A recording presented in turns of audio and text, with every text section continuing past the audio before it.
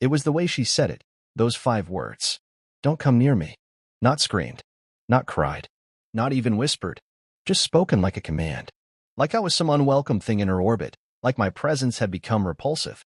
I remember standing there, half in the doorway, half in disbelief. We'd had our share of fights, what couple doesn't? But this felt different. Her eyes weren't angry. They were empty. And maybe that's what finally broke something in me. So I did what she asked. I left. We'd been together 7 years. Married for 4. I met Claire at a bookstore downtown, of all places. She was leaning against a shelf in the fiction aisle, thumbing through the bell jar, and I made some half-hearted joke about it being everyone's favorite book to pretend they read. She didn't laugh. Just gave me this look, sharp, amused, and tired. That kind of beautiful that doesn't try to be. And somehow, I stuck around. She had this wild energy back then. She painted abstract things I never fully understood but admired. She'd go on these creative binges, staying up for 3 nights in a row, fueled by red wine and jazz records. I supported her as best I could. I picked up freelance coding work, took a job at a startup. I kept the lights on while she chased the dream. That was always the deal. Or so I thought. It started to shift around year 5. I'd come home and she'd be distant. She wasn't painting anymore. Said she was uninspired. Said the world felt gray and too loud. I thought maybe it was depression or burnout or both. I suggested therapy. She scoffed. Then came the silences. The nights she didn't come home until late. The secretive glances at her phone. The way she stopped touching me like I was someone familiar. I asked her if she was seeing someone else. She said I was being insecure. I believed her. I wanted to. But trust has a way of eroding, not exploding. It wasn't one thing. It was a million little things, messages left unread, moments where she flinched at affection, the sudden interest in fitness classes and weekend retreats. And then, that night, we'd been arguing. Again. Something stupid about laundry and dishes and whose turn it was to pick up groceries. She was pacing the kitchen, hair tied up in a careless bun, eyes red from crying or frustration or both. I reached out to touch her arm, just to say, hey, let's not do this. And that's when she said it. Don't come near me. I packed a bag that night.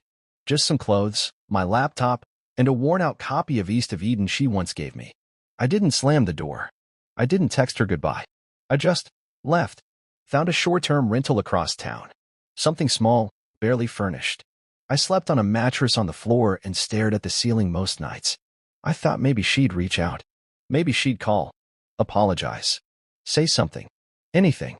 But days turned into weeks. And nothing came. I started going through the motions of life again. Woke up, made coffee, worked remotely. I talked less. Saw fewer people. I told friends we were taking space. Some of them gave me that look, sympathetic but not surprised. One of them, my buddy Ryan, asked me outright, "You think she ever loved you, man?" I didn't have an answer. I started therapy. First time in my life. The therapist, a guy named Mark, didn't do much at first, just let me talk. And God, did I talk? About Claire. About how I felt invisible. About how I wasn't even sure if I missed her or the version of her I thought she was. She said, "Don't come near me," and I just listened. I told him once. "And how did that make you feel?" he asked. Like I died and she didn't notice. One night, about 6 weeks after I left, I ran into her. Total accident. I was at the grocery store, grabbing something for dinner, and there she was, standing in the frozen aisle, staring at a bag of peas like it held the secrets of the universe. She looked thinner, tired, still beautiful, but brittle in a way I hadn't seen before. She turned, saw me, and froze. For a second, I thought she might smile. Say hello. But she didn't. She turned the other way and walked out.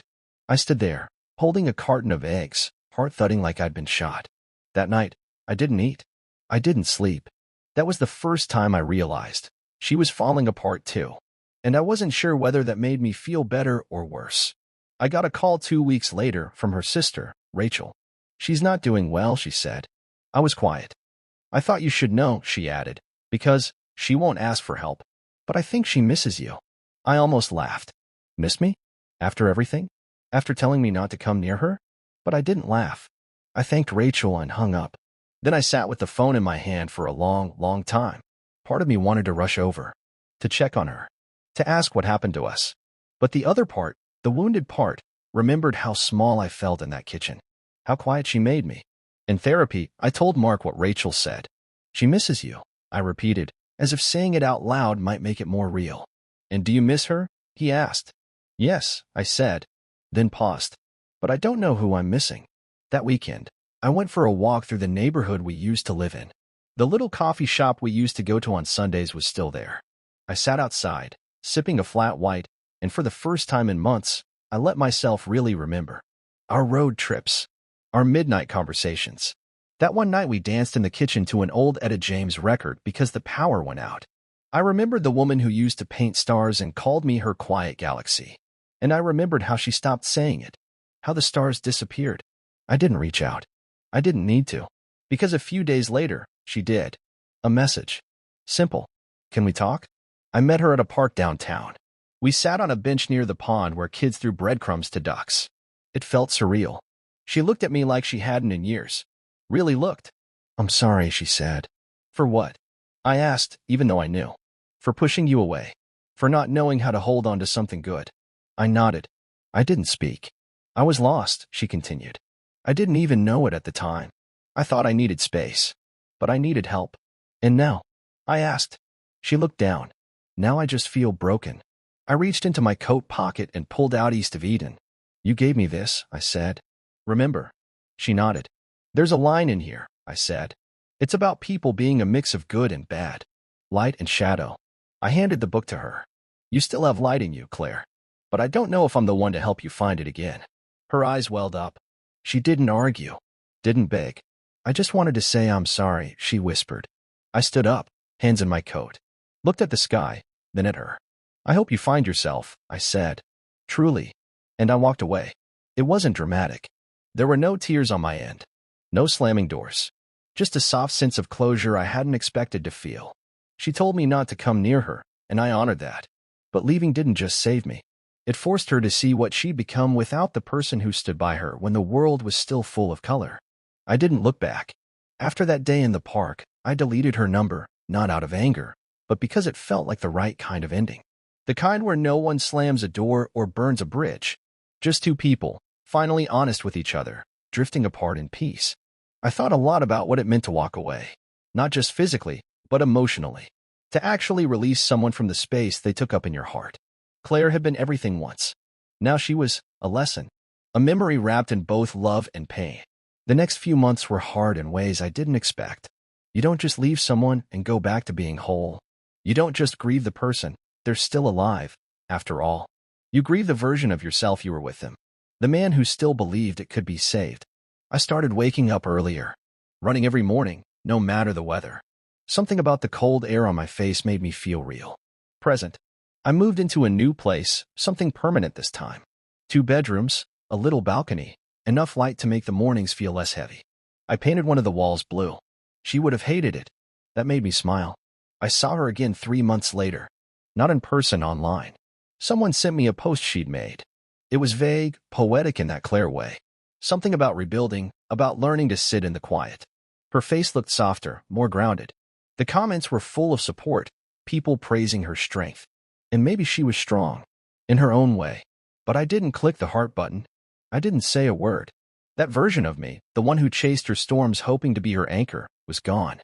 Funny thing is, when you finally stop trying to fix someone else, you realize how much fixing you needed yourself. I had ignored so many small betrayals in that relationship. Times I felt unseen, unheard, unloved. And I told myself that was normal, that all relationships had cracks. What I didn't see back then was that I had turned myself into a quiet placeholder. Always there. Always steady. But never truly seen.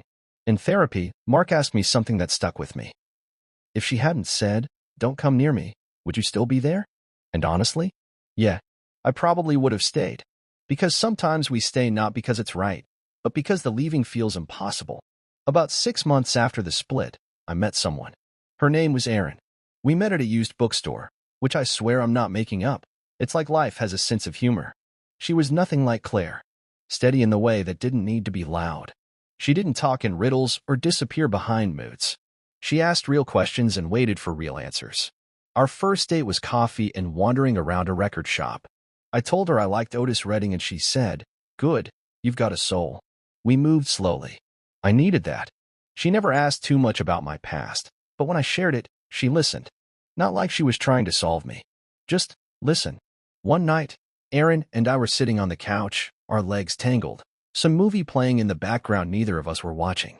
And out of nowhere, she looked at me and said, "You carry yourself like a man who had to learn peace the hard way."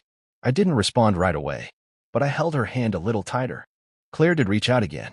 A year after I left, she sent a letter, handwritten. That was like her, always trying to romanticize the pain. She said she'd been in therapy, that she'd taken up painting again, that she still thought about me when she saw sunflowers because of that time I surprised her with a field trip to the Bloom Festival upstate. She wrote, "I think I didn't know how to be loved back then, and I think I took it out on the person who loved me best." I folded the letter gently and tucked it in a drawer. I didn't write back, not out of cruelty, but because I didn't need to. Some stories close themselves. Looking back now, I don't regret any of it. Not the years we spent, not even the pain. Because that pain shaped something in me. It carved out space, taught me how to sit in loneliness without letting it define me. And strangely, it gave me clarity. You can't save someone who doesn't want to be saved. And you can't stay in a place where love feels like a burden. She said, "Don't come near me." And that was the last boundary she ever set. But maybe it was the only one I needed. Because in walking away, I found myself. I found peace. And in the quiet that followed, I finally understood what love is supposed to feel like.